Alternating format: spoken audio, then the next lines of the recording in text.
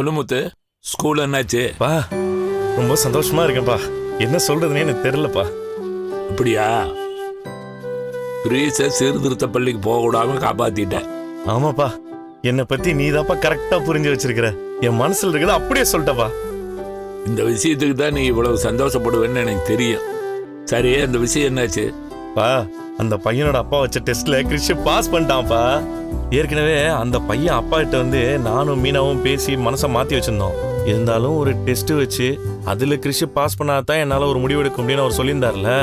இப்ப அந்த டெஸ்ட்ல கிறிஷ் பாஸ் பண்ணிட்டான். அவன் மேல எந்த தப்பு இல்லைன்னு அவரும் புரிஞ்சுக்கிட்டாரு. ரொம்ப சந்தோஷம்டா. எனக்கே ஒரு மாதிரியா இருந்துச்சு. நான் வேண்டிக்கிட்டு இருந்தேன். இப்ப கிரீஸ் பிரச்சனையிலிருந்து வெளியே வந்துட்டான். அவன் பேருக்கு ஒரு அர்ச்சனை பண்ணிட்டு இருக்கான். சரிப்பா, நான் மற்ற விஷயம் அவன்கிட்ட நேர்ல வந்து சொல்றேன்ப்பா. சரி. கிரீஸோட பிரச்சனையை முத்து எல்லாம் சரி பண்ணிட்டானா. அவன் பண்ணுவான்னு எனக்கு நல்லா தெரியும். சீர்திருத்த பள்ளிக்கு போகாம அவன் காப்பாத்திட்டான்.